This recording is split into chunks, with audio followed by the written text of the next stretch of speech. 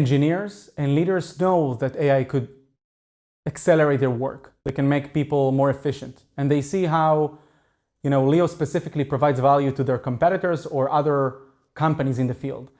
But I think not less important than that is the cost of not doing anything, is the cost of waiting.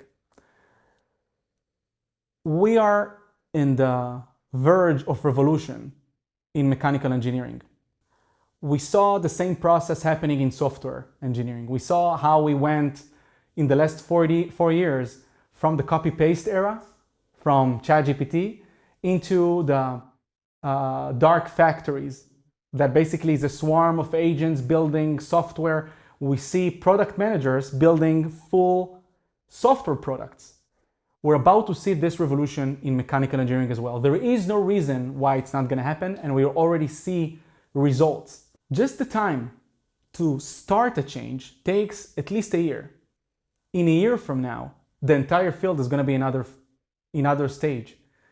AI is going to be much deeper in the workflows. It's going to be much deeper in the workflows of other engineering teams. We see the same process in software engineering. There is no real reason why it's not going to happen in mechanical engineering.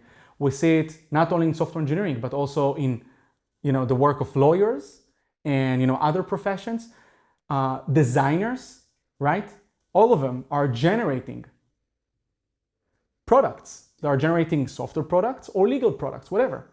So this is one aspect. But the other aspect is already today we see how Leo can generate CAD assemblies, things that were imaginary just a few months ago. So if this was possible within a few years, you can just imagine, right, what's about to happen. And you already see how it provides business critical value. So this is why I believe that it's going to be even more real and more drastic in the years to come.